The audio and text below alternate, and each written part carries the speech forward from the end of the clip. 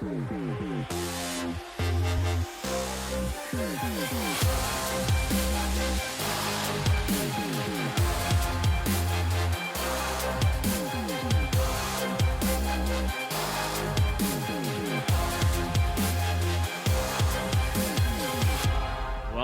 back, and I gotta say, I got a message. I gotta address this. Did you? From Prime League. Oh telling no. us to have a nice day. Oh.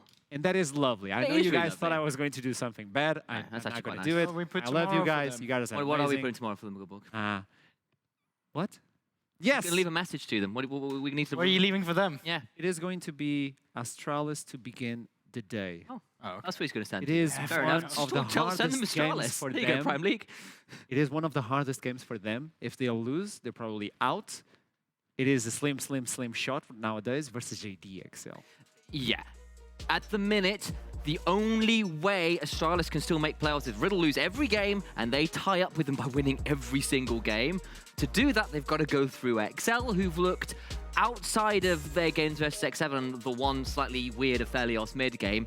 Very, very convincing and very, very stable. This is a hard game. I think it's very interesting because I think there's different approaches to this game itself. You have Astralis that's been able to actually draft some good fundamental drafts that's easy to execute, but still fail to execute on them because they struggle to get anything ahead in the early game. On the other side of XL, you got a team that's very proactive and with very finicky and niche drafts as well, where we pretty much never see the same thing coming out from them. So in the drafting perspective, it's going to be really interesting to approach. But I also think you move it to the mid lane as you guys were just talking about from XL, right? You get Eminus versus Cress. And there we also have a storyline that is, well, Cress came from the NLC. Cress went to European Masters again with a Go Rogue. Now he's back here, not found his success. You really want to prove yourself still? You got to beat the guy who's just been taking numbers in this league. Like, Eminus has been on everyone's mind. And then, I actually genuinely believe, down towards the bot side of the map, that if Prisberg and Vendel is probably facilitated and shows up on the day, that they can actually deal with Samulek, because he is quite often on weak side, low resource, low econ, as we call it. And I think there is a window there where you can punish a guy that plays these low mobility champions. Absolutely. You've got to be so afraid of doing that. You generally have Dan and Kickers roaming around the map trying to control the jungle early, which if we see standard Astralis, which is play to scale, play safe, don't do too much early on, you do that versus Dan and Kickers, you get in a lot of trouble. So I do want to see if you do that, then play through bot. Punish Samulek being left alone. It's not only the fact that you get in a lot of trouble. If you don't do anything, you will lose. You will. I mean, it's just that simple. You can't, and I know Astralis has addressed this also in their post-game interview where it's like, well, we are actually doing quite well in scrims. We're beating good teams. And we just struggle to transition that to stage. And that's fair. That's knowing what struggle they're going through. But when you are now back up against the wall and you need every single win just to have that 2% chance we're all talking about, like, if not for playoffs, then just at least show that as a team, right, that let's give it that one last go where we actually do show up. We transition what we did learn in Scrim and we prove that we have talented members. We can actually play together and we can actually perform a pretty good showing as an academy team. Now we have the champion select, and one thing that stuck to me, it's you're not looking for perfection, you're looking for improvement. I wish I was looking for perfection, but yes, you're right. Yes. Look for improvement now and show everybody what you can do this split. The next split, you can actually do something amazing like Astralis. Have a good team. So, bans are coming in. It is Jinx, it is Varus. Zamulek will not get access to that. Finally banned away. This is a Jinx on the blue side ban. What it does mean, though, is it means that there is an Aphelios first pick available here for someone like Zamulek, especially if there is looking like an AD carry focus.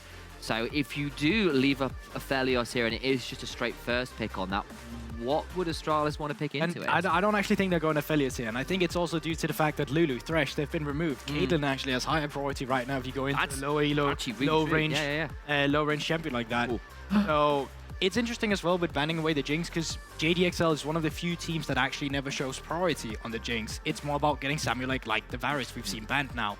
But draft has been completely overloaded. Like, we get the likes of Jace, Gwen, every jungler is still available, and only really the AD carries have been trimmed down together with some of the most meta supports we see. So Astralis, they actually come in with a really big rotation. That is the Aphelios for themselves, and that is the Gwen, which is a flex. So if this is a standard JDXL 1-2-3 on their sort of blue side, this will be a Zillion that follows up the Jhin lock there, but instead they're going to switch it over towards Tristana, which is not a champion we've seen a huge amount of in the meta, but when you've got the Volibear, you can certainly make this a bit of a dive combo. Towers don't exist to Volibear ult, and if you lock that in with the Ahri, which I'm sure Nymera will be happy about wherever he is right now, I think that's another unique pick for M&S, by the by. You could just dive a tower with impunity with that combo. That's the thing, and as like a lot of supports have already been taken away from the side of Vendel, we were talking about you can play through the bot side here. I think, yes, you could pick a mid laner, but I think it will benefit you more if you just get a support here, and then you start banning out some of the disengaging supports. But they actually decide to go in for the Silas itself, which is a matchup we saw M&S in just last Monday as well, with the Silas into Ahri. It's just super mobile matchup to suddenly have, where you once again, you get the dash you already have from your Oni, dash and then he is afterwards. It's awful. Yeah, it's horrific. I think as well, you've got Gwen of Aphelios Silas, and if Aphelios has got certain weapon combos, he's a nightmare to dive into. You just dive into Chakrams and Sentinel turrets and Severin for all the healing. Gwen's dangerous to dive into with her area effect. Silas is a melee champ, you dive into him is pretty scary. If JDXL are going to continue on with this kind of everyone jump under turrets kind of combo, I think Astralis have at least got some answers with the picks they've got. It's interesting now as well, because Astralis banning out supports as well, because they see the Tristana. I'm just saying, maybe Tristana top. I don't think it's going to happen, but I'm just putting it out there. Yeah. It is XL we're talking about. But since you're seeing Tristana, Tristana is one of these AD carries that functions really well with aggressive supports. It's the infamous level 2, just flash in, rocket jump, let's see if we get a kill. So they're banning away some of the aggressive supports, and I wonder then if they just want to reveal their flex to really just get the counter pick down in that bot lane afterwards as well. JDXL banning away some of the safe top laners as well here. Nah, Hullbreaker, we know what it does. Okay. Well, they're going to think about maybe another one of those safe top players, as you said. I wonder whether something like Ornn might come off here. Still a little bit of time to think about it. I'm kind of curious. I mean, Renekton as well has been a Carlson kind of go-to. Could see that being banned away. And we know Kryze has tended towards some weird counter picks. He has been a Zilean top aficionado, so I think if you do narrow the pool and then Carlson does go towards something standard, which Astralis has tended towards anyway, could get, of course, they've got the Gwen, right? That's likely going towards the top 6 unless Taxa picks it up, so you've got some idea. Yeah, I want to see the priority here, because either it's just, okay, what supports do we actually have up on here? There's Rakan right now that could be decent priority. A lot of the counters is banned out against him. So honestly, maybe that's just the one you go for here. Okay. Except you could just pick your jungler up as well and then reveal the flex. So it is back to the one fear we had initially, which was reveal the Gwen flex and for sure get the counter pick down towards the bot side. Yes. Now that just proved a lot of pressure on that R5. It has to be successful in whatever matchup it comes to. Oh yeah. On the other side, though, you still have a few engaged supports. Vrel has been popping up on NLC as well. I'm looking at JDXL. I know Turok is there, so I'm thinking that some shenanigans might happen. And it might be it. There you go. There you go. What do we take from this? Well, this could still be a Zilean top, remember? This could still actually strictly be that Tristana top, as we said as well. So they've still got a couple bits to flex around here, and I wonder whether they do look for something a bit more standard, whether they do continue to throw out some of those slightly more quirky options. Yeah, I feel like lane priority bot at least would be something to look towards. Yeah, I definitely think that... Okay, I'm actually a little bit confused now. Is that Zac top? So initially I thought to myself that the Zilean would actually make sense, because we've seen it into the Gwen before. It's really super oppressive for the Gwen to play once you get slowed down and he just runs away from you. Like it really takes away a lot of the strength that the Gwen has in lane. So there's an interesting situation with the Zilean and the Tristana. You put a bomb on Tristana, allow her to jump in, and you get the stun for everybody alongside with the damage. So that is a shenanigans on the bot side, but also it could be something different. Tom Kench is really good nowadays when you can jump into immobile carries, but this is not an immobile carry. Sack support, Tristana AD, and then Kryze towards on the everyone jumps. I do believe that's going to be the one. So yeah, it is just going to be everyone jumps here. It's going to be an interesting 2v2. Sack support, it's something I've actually theorized a lot about myself, because like items are decently good for him as well. It's a cheap item path. Great for skirmishing as well, just because you have that passive that allows your AD carry to still stick around if they're actually going in. And in a matchup where you don't actually have any mobility on the enemy AD carry, just jumping in as a Sack provides so much pressure. Yeah, and Wendel's going to have his work cut out for him here. Like, there's one Devour, and it's an ultimate on a long cooldown. Yes, you give some shielding and healing to the person you devour, but that's going to be really hard to keep that Aphelios alive. And I need to keep an eye on what ultimates are stolen bluntly, because you can steal away that Chrono Shift, and that might buy a bit of time, and you've got champions that can deal with dive okay, but there's dive, and then there's what JDXL have drafted, which is so much of it, and you Zac passive, and Zilean ultimate on top to try and keep the first person who dies alive as well. Like, there's resets for Tristana, resets for Ahri. you need to stop those first kills coming down because it can get real tough otherwise. It is an interesting game to say the least, because this is going to be spicy. We have Zach as a support. We have Zillion on the top lane as well. On the other side, it's going to be one of the last opportunities for Astralis. So to have to do it, just look into the playoffs from home. Without further ado, I'm going to send it to the casters. It is Viperoom alongside with Jamada. We were theory crafting over here during that pick ban when that Zach came in. You were pretty confident in what you thought it would look like. I had some less good ideas. Neither of them came off. I was expecting Zach top. I've kind of just thought, okay, maybe they're just going to go for, Kickers played the Zillion a bunch of times. Zach top, maybe it just doesn't die into Gwen. But even thinking about it at 6, it just feels like it's a lane that sucks. So I guess the idea here is once we hit that sort of level 6 mark, you can turn off the tower. Zach provides so much CC on the dives. How do you even survive that as Tahm Kench? I guess you don't. And the Aphelios. The answer is you probably don't. And honestly, given what XL have shown, given what Torque's spoken about in interviews and how willing he is to give his team these kind of picks, full confidence that they're going to make this one work. I mean, I'm confident as ever as we move into our first game of the day. JDXL versus Astralis Talent. Of course, it's already mentioned Astralis Talent need this win to keep that one reality alive. JDXL already locked into playoffs, I believe. Do just need to win as many games as they can in order to keep up in those top 2-3 places, keeping the chase on for X7, who I don't believe they can catch effectively anymore because of head-to-head, but X7 need one more win. X7 need to win, and they... And then that's true. And then XL can no longer catch up with... Well, no, because XL have a 0-2 head-to-head against them, so...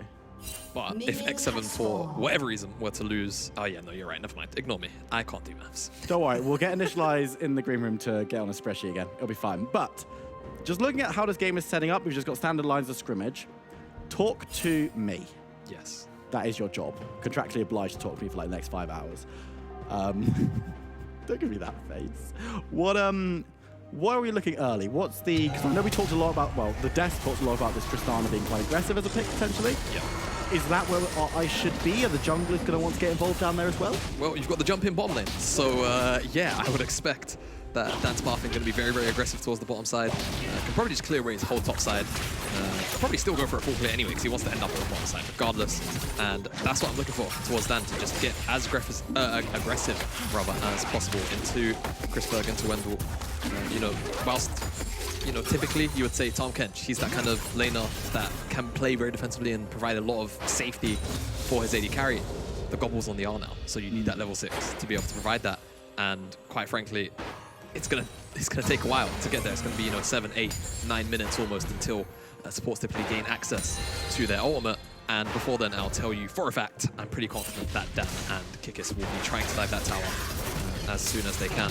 And I'm very curious to actually track lane priority in general and lane stays on the bottom lane, just simply because, well, if XL start to stack waves into this bottom side, it's going to be very telegraphed for Astralis to read that a dive is likely on its way.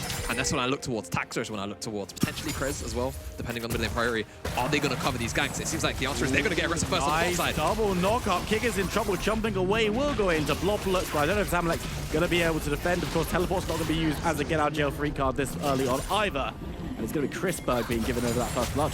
Yeah, and actually, I think the Unleashed teleports don't even let you teleport to the block no, any longer. Yeah, not in the early game. But Astralis, they're breaking up the tempo very early on. They're making sure XL, they don't get the opportunity to stack a wave and then go for a dive onto the Aphelios, onto the Tahm Kench. Great job. Very fast pathing from Taxa there.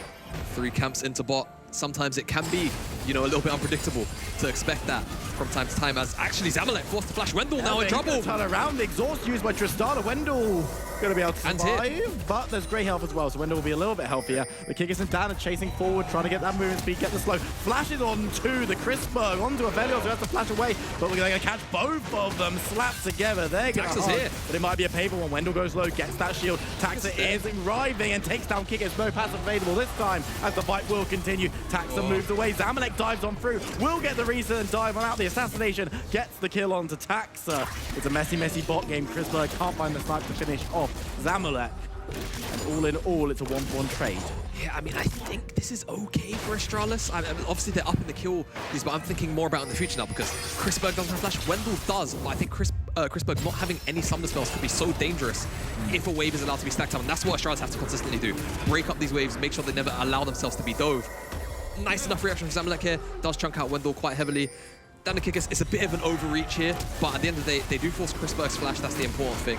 But I think this flash here from Kikis is just a little bit too much. There's no more fuel left in the tank, realistically, to try and find the next here. The Guardian kicks in, and Tax is still on the bottom side because all he did was blue buff into that skull. And you can see the amount of burst damage that can be returned from JDXL's jungle, from Tristana, even from Zac in the early stages. It can be quite bonkers, and they do pick up the return kill at the very least. Now, Dan and Kikis, they're on the opposite side of Tax. I don't even know if they know he's here, so this is going to be a potential counter gank. Oh no! Diving right back in. You know what? That's not where you want to be. Kikis will miss the elastic arm, but Tax goes down nonetheless. Eminez hanging topside. It's just a bit unlucky, isn't it? It's a horror game for Tax. You take the Q to your own chicken, she's like, oh nice, all right, this gang didn't work out, I'm gonna go farm up. That's just a random Zac. Fully bear waiting on my jungle cap, why? But good movement from Dan and Kikis. It's something that we see from them so frequently, pairing up together, moving anywhere on the map. And this time, it just happened to be on the enemy red side chicken camp, where they pick up Taxa and the majority of that camp. And now Dan can path all the way down to the bottom side. I assume priority can be held here by Zamalek and Kikis, and then they can look potentially to start up an early dragon if that's what they so wish. But this wave, actually, it's going to stack quite heavily for Astralis. So this is maybe a window for Taxa to either make a dive work or ensure that Dan doesn't get a very free gank here on the bottom side. I mean, you called it perfectly when you were talking about the bot lane being where it's at, because that's been where most plays are. Asterisk, not including the chickens, of course, where Taxa got jump scared badly. He's thankful he's not playing in VR right now, because that's absolutely terrifying. Could you imagine playing Lee Sin in VR? It's just a black screen. Oh my god. Well, you're not wrong.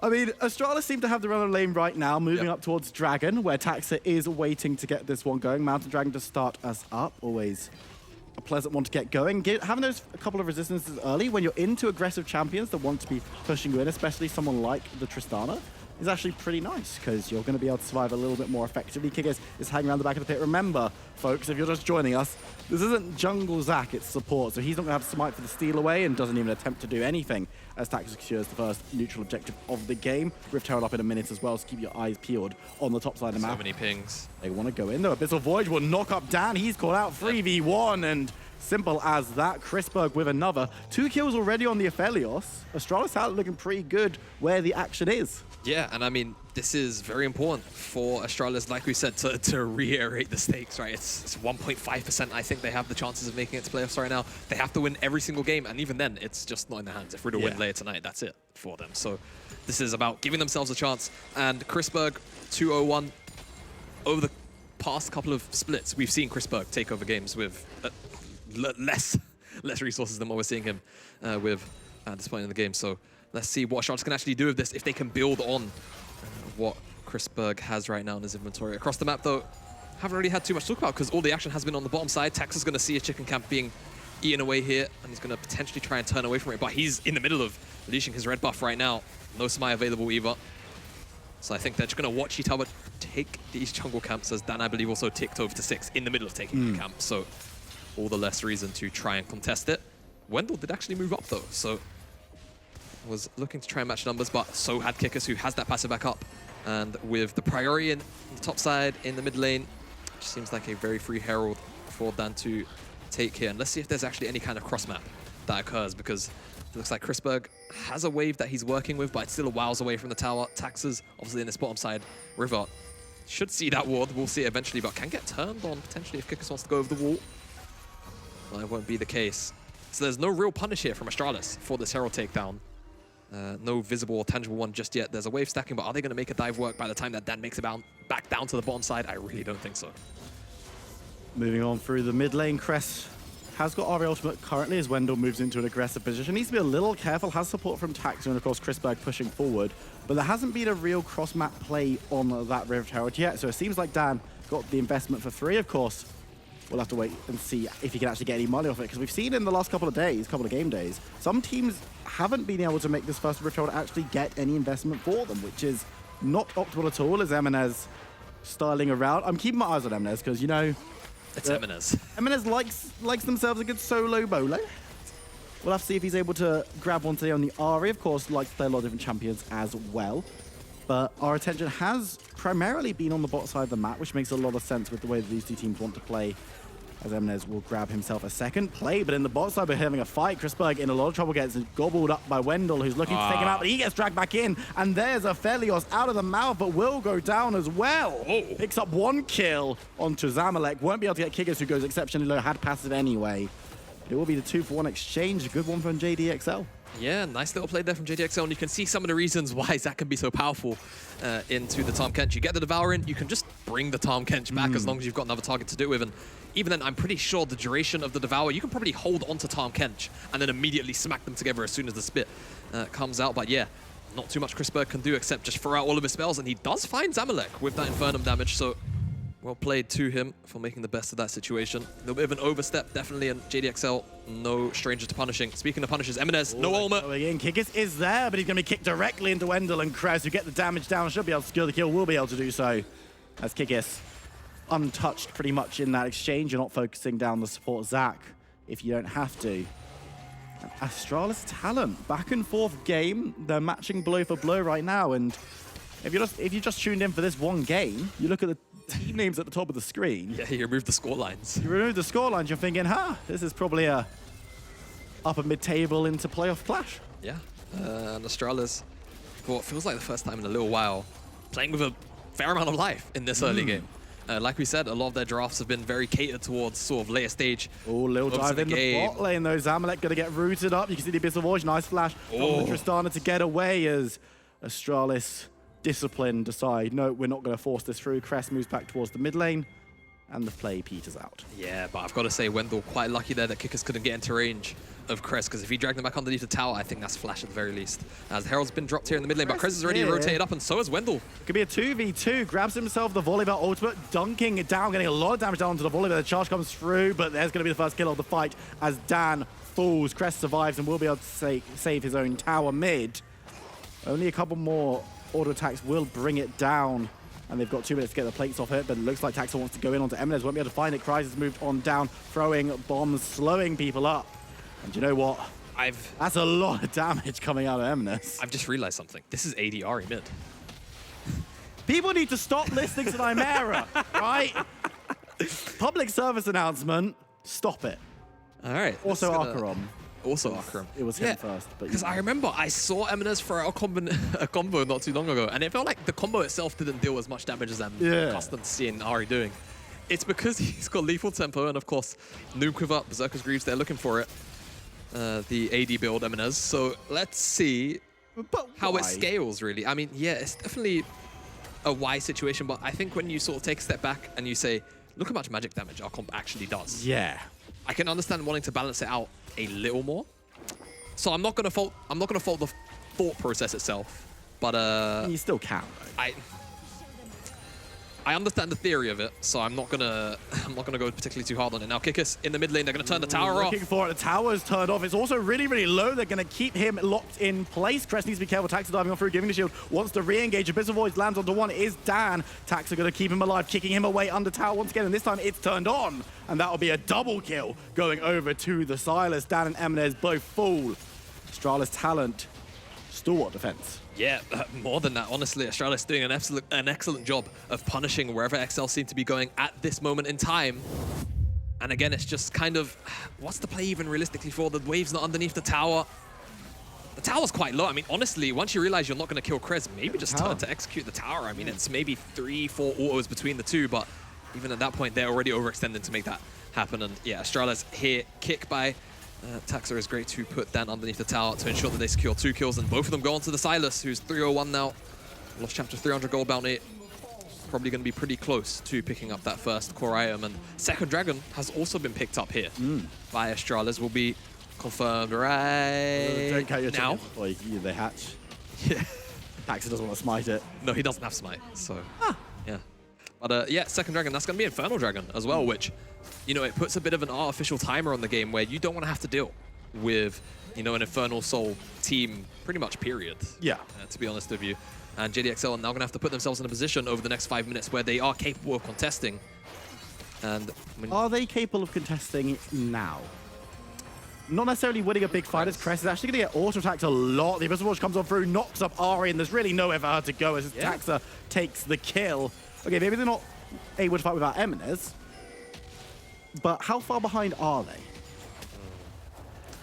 I mean, obviously you can take a look at the gold and say not that much, but you have to kind of think about the state of the game. Chris needs to be careful. JDXL with the kill in top side. There will be a teleport coming through from Carlson, who's looking to take down Kiggers. He's got the ultimate running from Zillion, but Wendell's here too. So it'll be 2v1 as the rest of JDXL needs to be careful. Cress and Tax are moving up as well. Kiggers will actually be able to jump away.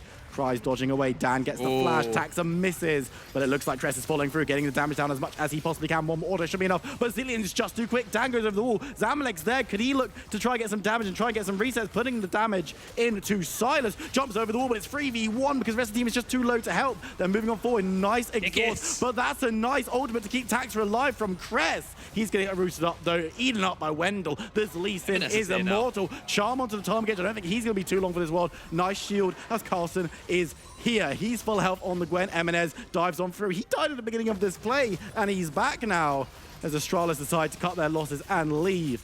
Close stuff, but I don't actually think there was a kill in the top side. No, that started with... Oh no, did JDXL pick one up?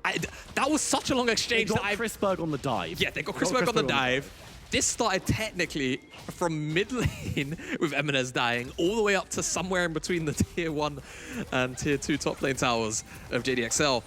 And it's just so much utility between the two teams being shared that no one's actually able to go down. A lot of mobility as well between so many of these champions. Kikis somehow escaped the top side and managed to make his way back behind the Baron pit into absolutely bonkers skirmish.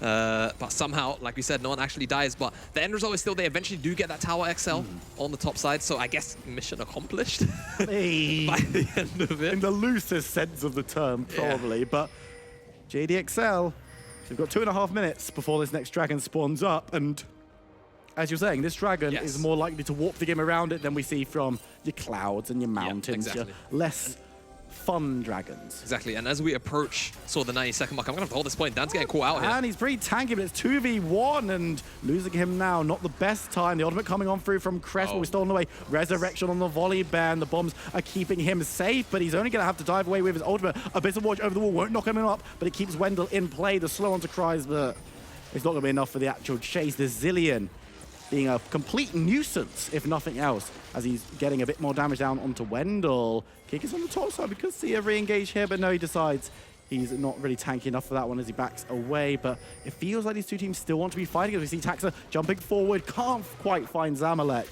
and will back away again. The threat of a fight, but nothing really. Yeah, and I have to say, whilst XL games, they're typically very bloody. Yes. I think that's very safe to say, but it feels like they're very orchestrated. The XL, sort of gladiator matches that we end up getting, especially in the early game. But this feels a little more disjointed than I think we're typically used to seeing from XL. But Astralis, they're going blow for blow. They are punishing these oversteps when they do happen.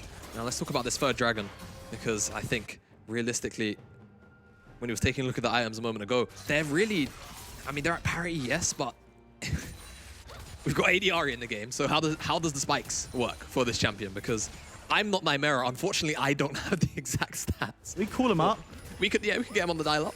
Maybe get him on a cool cast.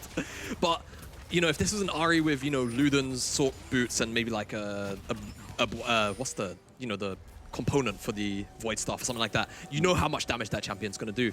This is about getting all attacks in, damage over time from JDXL. I don't really think that when you put them one-to-one next to the champions of Astralis at the moment, that they're realistically stronger. They're going to have to lean on a lot of the utility and the CC that they have.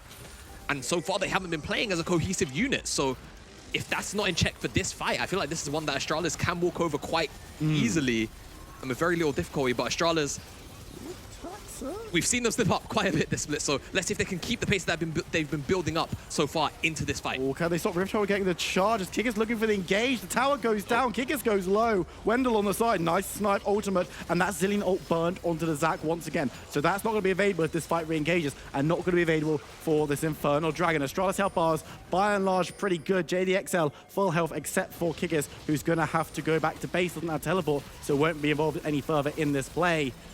Question is, can Dan go for a steal? Are they just going to try and 50-50 this? Of course, they've got Lee Sin on the back. Dan moving on forward. Massive stun onto Free, but the kick away will secure the Dragon for Astralis talent. They're diving on forward. Want to get on Kryze. Remember, no ultimate to keep him alive, as Dan has the ult over the wall to get himself out. Wendell chases forward, but decides that they've already got the kill. They've already got the objective. Why would they need to go for more? Yeah, exactly. And I mean, Astralis right now, one Dragon away from Infernal Soul, and that could put a lot of pressure on this JDXL side. A lot more pressure than is already put down. I mean, even if you just take a look at the scoreboards, the threats are very clear. Taxa, Krez, Chrisberg coming online very shortly, quite close to making it to the 2-item mark. JDXL needs to get their act together if they want to take down this Astralis side right now, because as things stand, it's Astralis that are in, you know, more in uniform with one another. Do you know what is the worst thing about this? If Astralis talent can close out this game, it will mean that Gulborg correctly predicted the hit rate, and the rest of us got it wrong. That is true, but I think we also have to talk about, you know, the repercussions of this for JDXL, because this isn't even necessarily a game that XL can realistically afford to lose. I mean, yes, they do have that. I think it's only a 1-game buffer though between for Bifrost. For Bifrost, and Bifrost, yes, they do play X7 later today, but do you really want to give Bifrost the opportunity to potentially take away that second spot from you? If you're losing to a team near the bottom of the table as well, not even just looking at this game, looking forward to the next week. Yeah. There are teams like Veneer and Dusty who might try and press you pretty hard. Of course, Bifrost have a rough game today, but they could. We've seen them beat X7 before because they're the only team that has done it so far. Suddenly, XL maybe in threat of losing top 2. Of course, they haven't lost this game yet, but Eminez might be about to lose his life. Charm, but again, it's the auto attacks that need to do damage. He's turning it around onto Tax, who gets the kick, gets the damage, but nice respawn from Kryze will keep Eminez fighting full health. Goes on the tower looking for the Lee Sin, who's trying to dive away, misses the Sonic Wave, but won't matter too much as Zillion goes down. They've started up Baron on the top side, but they've lost both of their members. Bot, I don't know if Astralis are expecting this one, but they've got Crest in the area. He already knows what's going on, so he's going to try and defend this one 3v1. Grabs the volley roll, which could be pretty big. He's going to go golden as well. He's bought enough time for Chrisberg and Wendell to turn up and say, why are you doing this? The re-engage coming on through. No stuns, but a slow. There's the chains, there's the damage. Over the Crest wall. moving forward. Carlson over the wall, as you mentioned, but the blast cone will see the rest of JDXL out. Crest can't find the re-engage over the wall next to Gromp. Oh, Dan steps forward. I don't know what you were doing there, Dan, but he's going to go down. And this is a Baron. This is a Baron. That's the correct decision. Yeah, I mean, this is the Baron that will go down for sure. Astralis will take this one quite comfortably. And it starts to get to a point where you just kind of have to ask questions of JDXL at the moment. I think definitely very, very sloppy across the board. And Astralis just continue to punish. And they're doing an excellent job of doing that right now, as they're going to go back to base. And 2 minutes away from this Infernal Soul. It's not slow point. It's not as if, you know, JDXL picked up a dragon amongst all of this. They didn't. So it's mind-boggling to see this XL come out. Now, maybe they're here to have fun. Who knows? They are making the rest of the games for today a little spicy. And I think even if you look towards, you know, their games next week, Eminem, and then Riddle, it's a fairly easy-ish way to close out the split, including what was expected from this game. This is the thing, right? They still can't afford to drop these games necessarily. Krez, Eminez. Damage down, but it's 2v1, and Krez now has Ari's ultimate. And do you know what? Krez is going to use the ultimate better than Ari is, because he's actually got AP. JDXL are going to move forward, getting the bomb down. Only 2 on to the Tom. Kedju isn't that fast, but Kick is going to try the engage nonetheless. Takes half health and will be forced to back away. Tries to get the slap down between a minion and the catfish, but they don't want to be mates, so they won't touch in that one. You know what, JDXL is sieging towards this bot side. They have got objective bounties live, so they are going to be getting a little bit more gold from these objectives. But I'm not convinced about a lot of what JDXL are trying to do right now. And it's not a case of executing, it's why are you doing this in the first place? Yeah, I have to say, but I kind of want to point the light a little bit towards Astralis, because I think this is really great signs of life from them. Even if you can say and argue, okay, XL, they're very clearly a little bit off kilter, to be polite about it. This is an Astralis side actually punishing mistakes, which we've not been seeing them do, and it's a different style of draft as well, which we haven't really seen out of them. A much more mid-game base draft. Carlsen's going to be okay because Gwen is immune. As Astralis, they're going to push into the river here and try and take some semblance of control, but Kix is going to try and break that up. Dives on through. They want to get onto Carlsen. They will be able to do so. Gwen is down as Astralis will collapse forward, looking towards the Zac. He's got passive available, so it'll take him a little bit of time to go down, but then they might look for the rest of the targets. Chrisberg misses his ultimate. Zac is falling, and Dan will be able to resurrect too, so they have to deal with the health bars twice. Tax gets the first kill for them, though, as Kikis goes down, cries over the wall, has no escape, as Cress marauds forward. Snipe through from Chrisberg, won't land on anyone particular, as Taxa thinking about it, but this is Dragon. It's here already.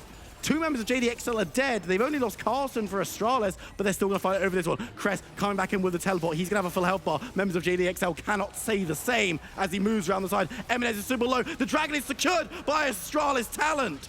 And they're moving forward. Dan explodes in a field of fire as Zamalek dives away. Astralis are going to chase on, though. Wendell needs to be a little bit careful because he doesn't win that fight on his own, but he's got Chrisberg covering him. I think Zamalek is going to go for the execute here. Will he be able to do so? I don't think so. And there's the shutdown going over to Chrisberg.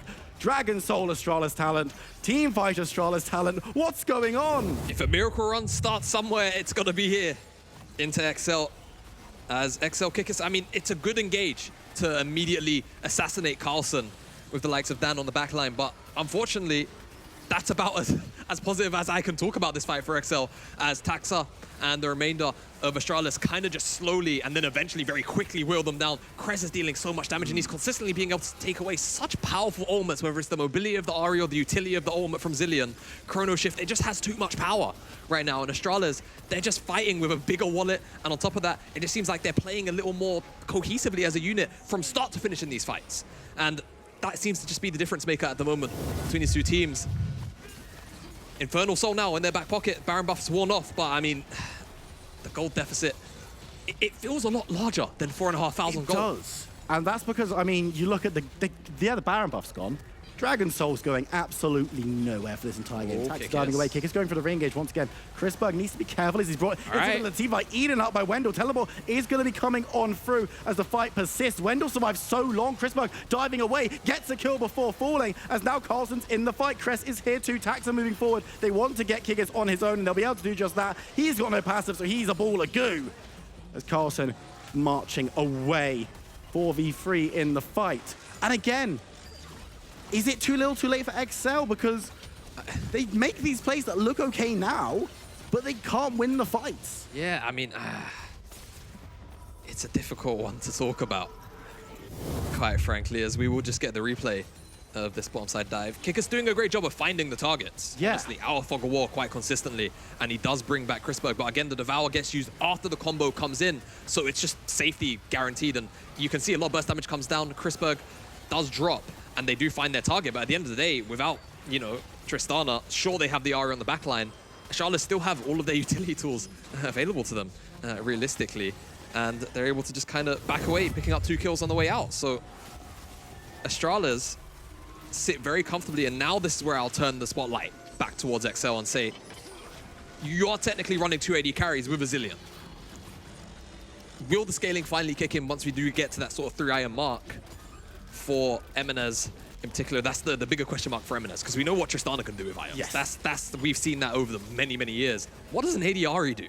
Because right now, Kraken Slayer Collector, it doesn't really feel like we've been seeing the damage be pumped out. Maybe it's because it's a little more subtle. It's not the same as, you know, Tristana dropping a bomb on top of someone. And blowing someone up. Yeah, exactly, right? Tristana, it's all about the burst damage that we get from those combos.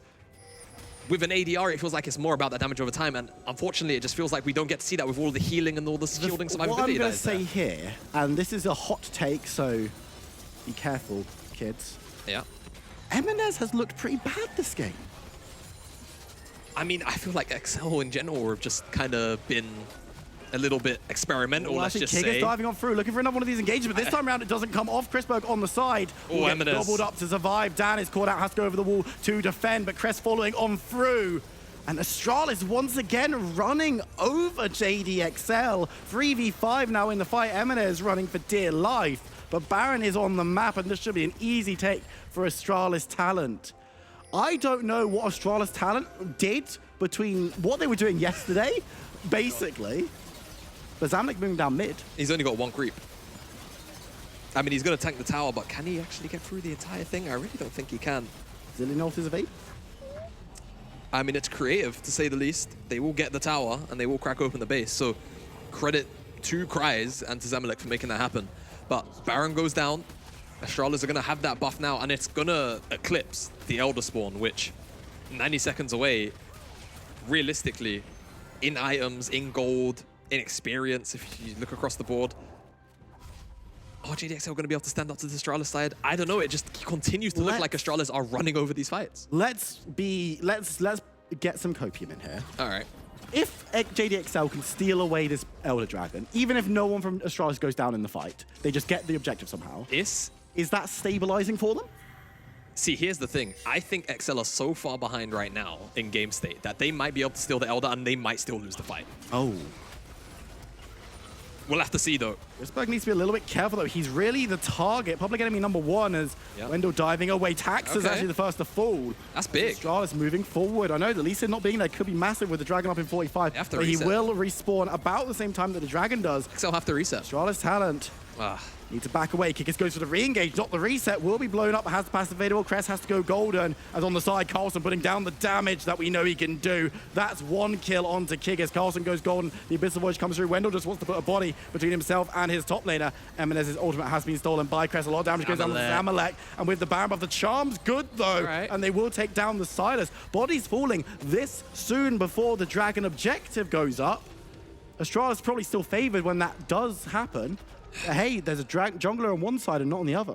Yeah, I mean, whilst that's true, Tax is going to respawn and Astralis can just play time. I don't actually feel like they're at too much threat as Tax is going to respawn now. And as Astralis burn this down, all they have to do is just drag this up slightly towards Taxa. But Dan, no flash, no ultimate. He has to walk around the analog way. He has to right-click all the way around. As these junglers do make it here, I think Astralis, it's a bit risky to flip it like this, but I mean, if you feel confident enough in Tax's ability to win out the 50-50, then go ahead.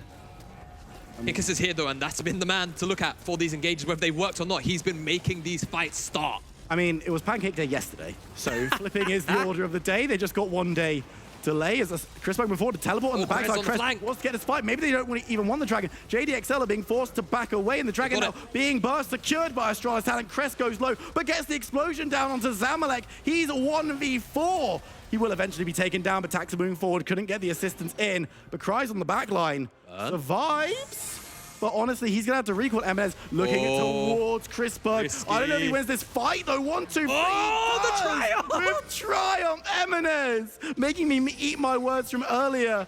But Astralis, they're going to move into the base, take down the first inhibitor tower. Dan is there to 2v3. Astralis might have bitten off more than they could chew. Looking to get onto Cries, won't be able to do so. Now has to go for the kick, and he's missed the Sonic Wave. He's battling away. Carlson is alongside, but Dan's full health. Gwen does so much, though. But Kick his bundles on through and picks up a kill himself. Astralis Talent, no! Don't lose composure now, Astralis. You are so close to starting your potential miracle run. You don't get the inhibitor, that's okay. Just be a little patient. It's all you need right now. You've got the Elder. You've lost out a couple of members, but I think they'll be okay. Excellent gobble there from Wendell to ensure his AD carry doesn't drop. And it just feels like XL, in this moment, they're split between going back for Krez and actually executing on the Elder. They eventually do go back for Krez, but they lose out on the Elder, and that's the bigger thing that they lose out on. And Eminez, very cheeky to sneak down here. And I'm not even sure if he did have vision to realize that Chrisberg was on his way. And what saves him here? He drops below the threshold, which I think the reason that Eminez doesn't die because he kills Chrisberg before the Elder animation starts, for 1. Right. And then I also think for 2, Ari's new passive with the regenerating on takedowns also kicked in, and then Triumph kicked in. Okay. So if you're wondering why we saw that very brief red indicator, which typically means you will be executed by the Elder, that is probably why. So great job on Eminence to find that pick on the back end, and it does save them probably the game. I think Chrisberg is there for that push. That's it. As XL, I think it's safe to say they've pretty much staved off the Elder. Whilst they're still on a couple of members, realistically, Astralis shouldn't be able to get too much done with the remainder of this buff. And now we kind of go back to a little bit of a soft map reset where there's no, mega objective on the map yet, but it's still, 60 seconds away pretty much. Just a little bit over that from the Baron spawning. And Astralis, they're going to take full control of this topside jungle. And I think it's pitch black for JDXL right now. They've got that one control ward, that one ward up by the mid lane, and that's about it. So they're checking into pure fog of war. Very shallow lines of vision to work with. But it hasn't stopped Kickers from going in. So I think keep your eyes on Kickers as we continue into these later stage fights. Astralis now in a position where with other drafts, which they've been coming into the game, they'll be very comfortable with. And I think even in this game, they still have the scaling aspect to them as JDXL's comp. It's a bit hard to measure the scaling of this comp, admittedly. So I think they're still fine in terms of game state. But now as we approach the later stages, the game becomes less about gold, less about items, more about execution. Who actually ends up falling, who dies, who gets caught off by that one bit of sly CC which slips through the entire team. And all of a sudden, what you did in the early game doesn't matter. Crispberg's been slowed down. That was very scary. Wendell was still there for the gobble, though. And JDXL, they're standing on the precipice of what has felt like defeat for the last 10 minutes. But they're still in the game. Yeah. Crucially. And hey, if they can get themselves a Baron, it's just spawned onto the map and they've got a little bit of control over the entrance to the area. Again, Astralis talent now moving forward to try and take it away. Kickers has to go for the engagement, hits no one. Needs to be careful, bouncing around the back line, but has to be very, very careful. No one falling. A lot of bark, no bite in that engage, as JDXL just weren't able to follow on up. Health bars looking better for Astralis, but Crispberg notably a little bit low. When you've got the damage that's coming through, we saw what Eminez can do if he's given a little bit of time alone with Aphelios. Has the Bloodthirster though, and doesn't actually have Severin, but still. Oh yeah, no worries. Bloodthirster, he's already back to full HP, so don't worry about that. Yeah. But JDXL, they're actually kind of out of position here. They might lose their inhibitor. It depends on how confident Astralis are in walking up, and the answer is they don't want to flip it, it seems like. Moving back towards the Baron now and giving JDXL a little bit of time just to clear out house, get rid of those minions, as this could be decisive if Astralis talent can pick themselves up a Baron, and it looks like JDXL are going to move slowly towards it. Whether they're going to be able to get here in time to steal it away or if they're just looking to pick off members as the buff is secured is the question. I don't think they're going to go for the steal as the Baron is secured. Only 4 members from Astralis talent here because Carlson's on the bot side doing decent work on those mini waves, looking towards the inhibitor tower. JDXL, all 5 members are here. They need to get someone back before Gwen takes their entire base, but Astralis talent are chasing them, harrying them for all their worth. Zamalek has to flash away from Cress. As the inhibitor tower goes down, looks like Gwen won't be able to take anything further alone as the rest of JDXL moves forward to try and take her out. But it's just going to be the minion wave slowed up by Cries, but Astralis talent are here too. Remember, the mid lane inhibitor is bare as well, as that one has come back up, so it's going to be removed. Astralis talent moving down towards the bot side. They've got 2 cannons in this bot wave, courtesy of Carlson, and they could look to potentially put some pressure on here. Yeah, absolutely. Elder spawns in 30 seconds too. So things will look very difficult, as it's just going to be a very fast reset for some members with the Baron buff. Crispberg cycles out a couple of weapons. Eminez, don't step too far forward into the fog. You've got your team pushing in the bottom side. You want to clear out the supers, understandably. Astralis, though, they're not going to quite find the angle for that. Crispberg needs to be a little bit careful, but backs away towards his tanky. XL, they want it now. Yeah, Dan, that with the speed of light jumps in, but Wendell gets the disengage, and now Eminez half health, needs to be careful. Taxa gets the Sonic Wave, looking potentially to start this one up again, but decides against as Astralis in the mid lane. Nice, but they haven't got the time catch on. Remember, Kickers is jumping around. Tax goes low. Will resurrect from Krez's ultimate as the fight continues. Zamalek gets Wendell. Tax has the dive. Wait, he'll go down too. Eminez is doing a decent amount of damage and has Zillion Crispberg's on him. So much damage. Crispberg is dead. Carlson might go 2. That's going to be Crest falling. Resurrects. Carlson is cutting through the backline. It's 2v2. Zamalek's doing so much damage. Has the reset on the jump. Cries moving forward, but decides against. It's not a winning play. But JDX going mid. They can't get the Elder. If they go for the Elder, the cost is just going to end the game, I think. Recall. Lads, you need to teleport. Okay, Zillion. He's TPing. Zillion's going back, but he can't survive on his own. I don't think Tristan's going to take this Dragon enough time. Remember, these are Baron and Carlson's going to end this game. Carlson's going for it. The back door in plain sight. There's one tower falling. Gwen's immune, Carlson. You can't use your CC. You have to kill her as the damage comes through. Zamalek's here. Zamalek's finally here. Is it enough? I don't know. Carlson goes golden. I think JDXL might have defended, but Cries is super low, taking Carlson away. Zamalek, you need to get this last hit, buddy. Diving forward, gets the speed up. Oh, where's the mute? Okay, it's fine. Gelato, it's okay. Oh my god. It's okay. I saw that it shifted. I thought he was going to make it out with the auto attack. JDXL, by the skin of their teeth, they hold on. Don't do this, JDXL. Don't do this to me. Don't give me hope. Don't give me hope, JDXL. Nexus is bare. Inhibitors are all gone. Zamalek didn't even finish the Elder, so Astralis, they're in position here, but they're missing Carlson. The supers, they're pushing in some of the lanes here, the mid and the bottom side, but XL, they're here to match the numbers. Eminence is in base low, so this is still effectively a 4v4 at the end of the day. Eminence has to make it back over here to make this a numbers advantage for JDXL. Chris Berg is alive, he's got flash, should have Gale Force. Kickers is looking for it again. Oh, he's thinking about the engage, will go for it. Chris Berg has been caught out. Members are diving on top of him. Will he survive? Wendell gets the eat up this time around. Zamalek is respawning. Kickers goes low, will be taken down. First victim of the fight. Nice stun coming through from Chris. They managed to get on Zamalek. He's dead this time. And just like that, Astralis can look to turn their attention towards this dragon. Will it be stolen? It would have to be in this game. Teleport is coming through into the bot side, secured by Astralis talent. As Wendell needs to be a little bit careful. Goes low, Mnos goes in, goes out, gets the catfish on the way through. But now Carlson's actually in the base again. Okay. Going through his Astralis talent. This time around, the back door will come off. They made us wait for it. The Astralis talent. Don't call it a comeback because the chances are slim. But they do take the win over JDXL. XL made a meal of it for Astralis. They really did. Oh my goodness. What a way to end that game. I think if you talk about the positives for Astralis, yes, I think that's the important thing, right? Astralis did a very, very good job of punishing a lot of what XL were going for. They broke up the very early wave stack as well to ensure that there couldn't be consistent dice, because that was the kind of scary thing, right? The first 10 minutes before Wendell had access to his ultimate, because we saw how much effectiveness Wendell had by just devouring Chris Berg. Every single time that Kickers jumped in, that was the worry in the early game. They immediately dissipated that. And from then on, it just felt like XL, something was wrong with XL today. Whether it was, you know, willingness to kind of pull out these wacky picks and have a little bit of fun. But still, even when you talk about the context of the table, this isn't a game that they could necessarily afford to lose, just simply because Bifrost are hot on their heels. It makes today very, very interesting. And we're going to jump to a short break. When we come back, we're speaking to both of these teams. I don't know who from Astralis is going to be in a situation to talk to us, but we'll be right back. We'll see you in a couple of minutes.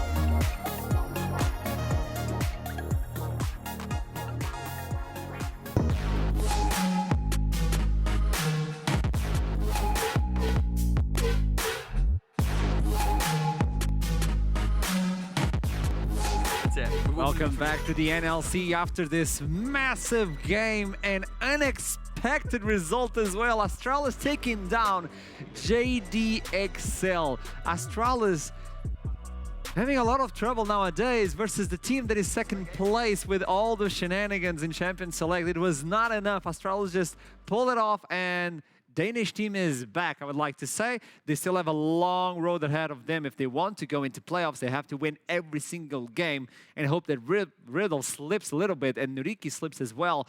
But it's still the first step of many to get themselves into playoffs. Now, on to those interviews. I have with me Carlson from Astralis. Hello. Hello. Obviously, you're feeling a little bit heavy. That was a tough game. Yeah, for sure. But it was a fun to play game, and happy to get a win, of course. Obviously, I can see that smile on your face, so it's awesome to see that. Okay, looking into this team, I was talking in a lot of the previous interviews that you guys are doing wonderful in scrims. You guys are pulling it off in terms of wins on scrims. What do you feel is the difference between scrims and official games to you? Yeah, well, I for sure feel like when we are playing official, our plans might get a bit rushed, or we are not really like clear on what we want to do in the game, and we sometimes like fumble a bit when we're planning, or like fumble a bit in fights, or we aren't really like, we skip steps sometimes as well. So that makes it a bit tough on the officials. Do you feel like Astralis has a voice in game that gives you all the information, like the shot calling, where you need to go, where do you need to come back from? Or do you think that you have too many voices inside of the team? Yeah, I think we have multiple people who like can take the role of shot calling or being like head of the game. So it's like switches from game to game. Sometimes there's multiple, sometimes there's only one. Okay. Okay, now tell me about you. This has been a difficult season.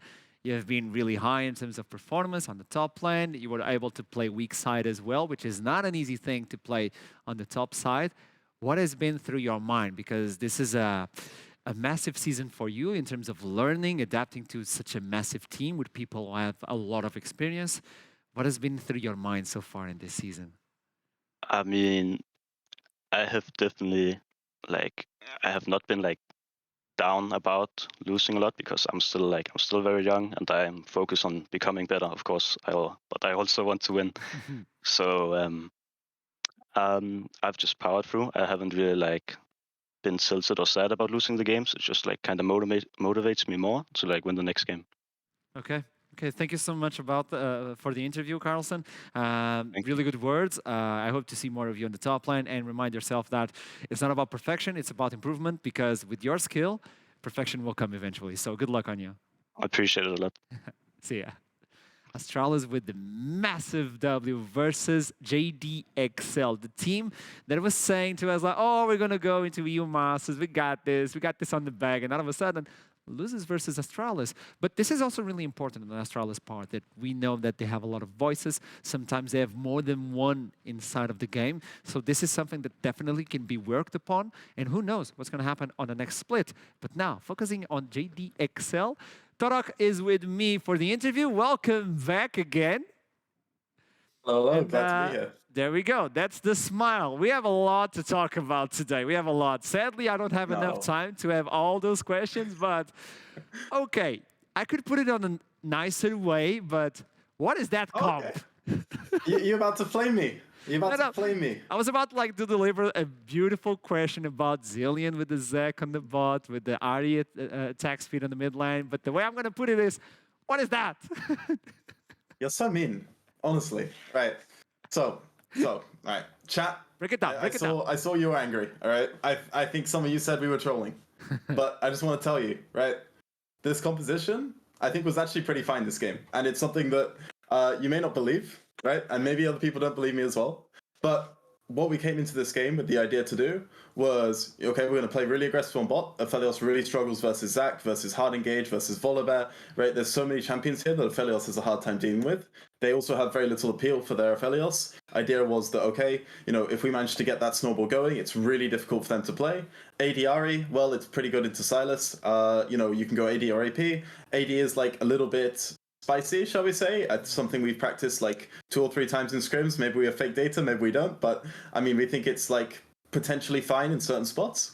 And I think if we play better today, we win. You know, it's as simple as that. I think Astralis did a really good job in early game. We made a couple of mistakes, and you know, I mean, I think we almost brought it back, which is good. But at the end of the day, the most important thing for me is that when we have ideas, that we back ourselves and we try them and bring them out on stage, right? Because this is something you've seen from XL or Split. It's something we'll continue to do, no matter the game, no matter the stakes, no matter the stage we're on, right? We're coming in to play our best version of League of Legends we can. And whether it looks weird to people watching, well, that's fine, because you know, when it works, you look like a hero, and when it fails, you look like an idiot. But I will happily accept the burden of both in the pursuit of the best League of Legends.